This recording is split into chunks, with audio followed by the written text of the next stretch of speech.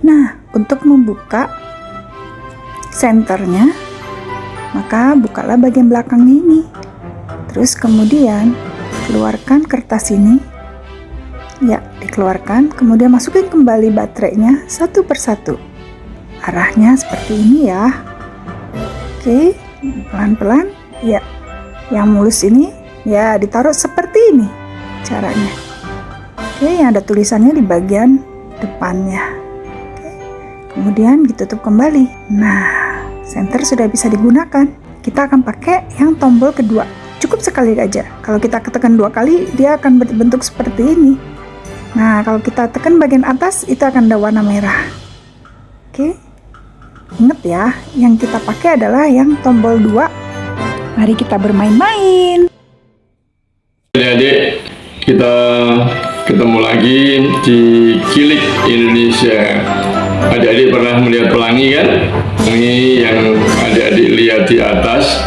Kalau di atas ada awan atau setelah hujan, tapi mataharinya masih kelihatan, artinya siang hari kita bisa melihat pelangi. Pelangi ini merupakan hasil dari pantulan dan terusan dari sinar-sinar matahari. Karena itu dia terjadinya pada siang hari. Jadi kalau adik-adik lihat di siang hari seperti ini, matahari itu bersinar terang. Jadi sinarnya warnanya putih, karena itu terang sekali. Tapi kalau pas pagi hari matahari terbit atau pas matahari mau terbenam sore hari, itu langitnya kelihatan merah. Kalau adik-adik melihat suatu senter, ya senter ini yang dinyalakan, maka ada cahaya yang bergerak. Geraknya itu lurus, ya cahaya itu lurus seperti ini. Lalu dia dipantulkan ke mata. Karena itu kita bisa melihat cahaya yang dipantulkan oleh ya lantai atau kertas. Jadi kalau ada dilihat, ini kan ada senter ya. Ini maka cahaya bergerak dari lampu sini menuju kemari. Cahaya itu sebetulnya merupakan gelombang. Jadi gelombang yang bergerak seperti ini itu cahaya. Apakah cahaya itu bisa bergerak di mana saja? Di sini cahaya yang bergerak. Jadi kalau cahaya atau sinar yang bergerak itu seperti kalian yang berjalan gitu. Pasti kalau berjalan punya kecepatan kan? Kecepatannya berapa? Untuk sinar atau cahaya itu juga punya kecepatan lambat. Kalau dia di ruang hampa, jadi ini yang di ruang hampa itu atau udara yang kering, udara kering itu tidak mengandung uap air. Kecepatannya kira-kira 300.000 km per detik. Tapi kalau di mediumnya itu bisa air, ya jadi karena adik-adik bisa melihat kan, cahaya bisa lewat air, bisa lewat kaca, bisa lewat juga dengan udara basah. Udara basah itu kalau pas hujan itu udaranya basah. Kecepatannya lebih kecil dari 300.000 km per detik, artinya lebih pelan.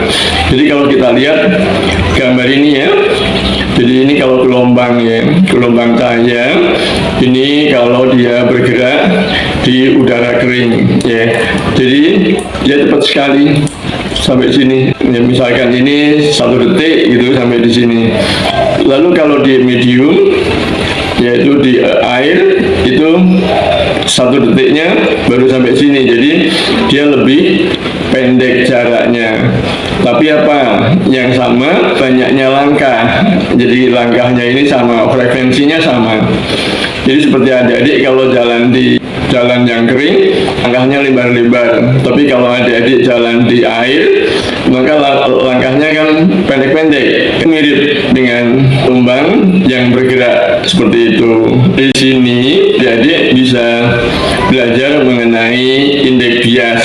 Indeks bias itu dinotasikan dengan N ini sama dengan perbandingan antara kecepatan lambat gelombang ya di udara kering atau di ruang hampa dengan di kecepatan lambat di medium. Tapi karena kecepatan lambat di medium itu lebih kecil dibandingkan kecepatan lambat di ruang hampa, maka nilai indeks bias itu lebih besar atau sama dengan 1.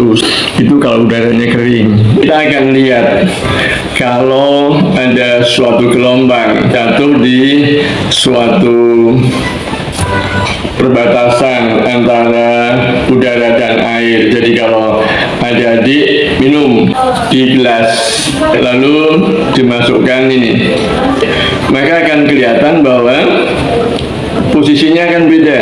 Jadi ini akan lurus tapi melengkung sedikit seperti ini. Lalu kalau kita kelihatan ininya ada di sini ya. Jadi nggak sama. Artinya kalau dia jatuh di perbatasan antara udara dan air atau udara dan kaca, maka dia dibelokkan. Seperti hal yang di sebelah kanan ini juga seperti ini. Jadi kalau pensil kita masukkan di gelas yang isi air, itu juga akan seperti itu. Di dalam fisika atau hukum alamnya, kalau ada suatu gelombang yang jatuh di perbatasan antara dua medium yang berbeda, bisa air dan kaca, dan juga bisa udara air, dan juga bisa udara dan kaca. Jadi kalau ada sinar datang seperti ini, ya ini perbatasan. Di atas ini udara indeks biasnya N1, lalu di bawah ini air, mempunyai indeks bias N2. Ini bidang batasnya, ini permukaan airnya ya. Jadi kalau ada sinar yang datang dari sini, jadi kalau ada sinar datang jatuh di perbatasan seperti ini, maka sebagian akan dipantulkan, sebagian lagi diteruskan. Yang dipantulkan punya sudut sama dengan sinar yang datang. Jadi sinar pantul dan sinar datang itu sudutnya sama. Nah, tapi kalau yang diteruskan, jadi seperti ini diteruskan, mestinya kalau kita lihat yang titik-titik ini yang diteruskan, mestinya seperti itu. Tapi kenyataannya dia dibelokkan seperti ini. Jadi ini itu juga kelihatan kan dibelokkan. Jadi inilah setelah ini loh, kok ini kelihatan belok gini kan? Ini agak belok seperti ini ya. Apa dibelokkan? Namanya hukum Snellius. Bunyinya seperti ini. Kalau adik-adik ya masukkan batang di dalam gelas, lalu adik-adik lihat apa sih yang terjadi? Loh, kok belok?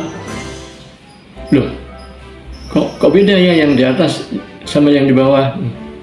Nah, itu adik-adik bisa melihat dari sini. Kenapa seperti itu? Itu dijelaskan oleh seorang fisikawan ya, namanya Snellius. Ini yang menemukan hukum pemantulan cahaya. Jadi dari hukum Snellius ini maka kita dapatkan suatu hukum, kalau ada suatu cahaya seperti ini jatuh di perbatasan dua medium yang berbeda. Jadi ini di atas ada udara, di bawah ada air. Itu mediumnya kan beda. Kenapa? Karena indeks biasnya beda. Itu artinya mediumnya berbeda. Maka sinar yang datang tadi sebagian akan dipantulkan, sebagian akan diteruskan atau dibiaskan. Ini seperti ini. Lalu kalau adik-adik lihat, sinar yang diteruskan atau yang dibiaskan berbelok pas di bidang batas ini. Jadi tidak lurus. Ini kalau yang titik-titik ini lurus. Kalau sinar datang ini kalau lurus seperti titik-titik, tapi kenyataannya dia dibelokkan seperti ini. Nah, hukum Snellius mengatakan bahwa sudut sinar datang besarnya sama dengan sudut yang dipantulkan ini. Ini Snellius yang pertama. Hukum Snellius kedua itu mengatakan bahwa indeks bias medium 1 dikalikan sinus sudut datang ya, sama dengan indeks bias medium 2 dikalikan sinus sudut yang diteruskan atau yang dibiaskan, seperti ini.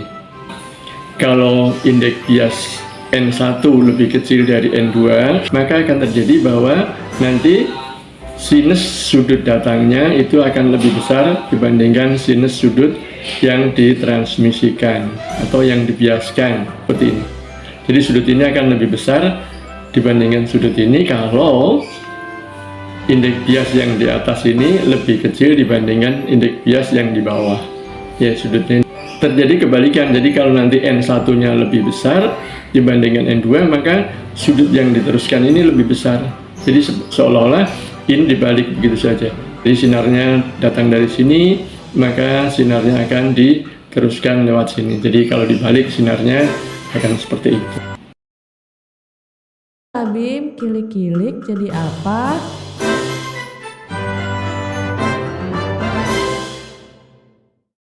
Pertama-tama keluarkan bahan-bahan kita dulu. Kertasnya kita lipat jadi 2, seperti ini. Iya. Oke, sekarang keluarkan penggaris prismanya. Ya, kita susun kertasnya seperti ini ya. Terus, kemudian keluarkan senternya. Tekan yang bagian 2, terus kita puter-puter penggarisnya. Nah, kelihatan pelanginya ya. Wih, ada yang double. Mari kita cari pelanginya sampai mendapatkan pelangi yang hanya 1 saja. Coba bisa nggak? Berhasil nggak? Nah, ini masih double ya. Pelan-pelan putar sedikit. Nah, ini dia yang seperti ini. Coba dapat nggak? Oke, silakan dicoba. Kita ulangi lagi. Puter penggarisnya. Puter penggarisnya. Wow, dapet. Oke, wow, pelanginya banyak ya. Oke, kita cari yang single. Nah, oke, pelan-pelan diputar. Wow, silau.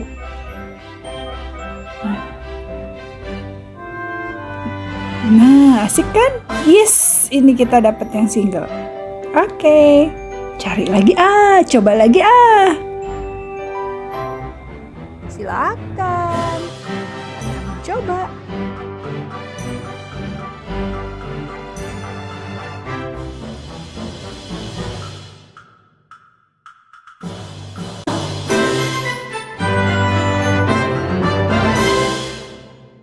Jadi cahaya putih itu disebut sebagai polikromatis, yaitu cahaya yang campuran. Poli itu banyak, karena itu dikatakan poli atau campuran. Ya. Lalu warna-warna yang merah, orange, kuning, hijau, biru, ungu itu yang dikatakan monokromatis. Karena itu warna merah sampai ungu ini, ya, itu sebetulnya asalnya dari warna putih ini. Jadi ini sekarang kalau kita menggunakan udara dan kaca, sinar yang datang itu putih. Ya, apa yang terjadi? Yang terjadi, sinar yang diteruskan atau yang dibiaskan ini terurai. Ya, dari sinar putih menjadi warna merah, kuning, hijau, biru seperti itu. Kenapa seperti ini? Itu karena indeks bias warna biru ya itu lebih besar dibandingkan warna kuning indeks biasnya, dan indeks bias warna kuning lebih besar dari warna merah. Karena itu kalau kita lihat, jadi untuk warna merah belok sedikit, tapi untuk warna biru beloknya cukup banyak ya.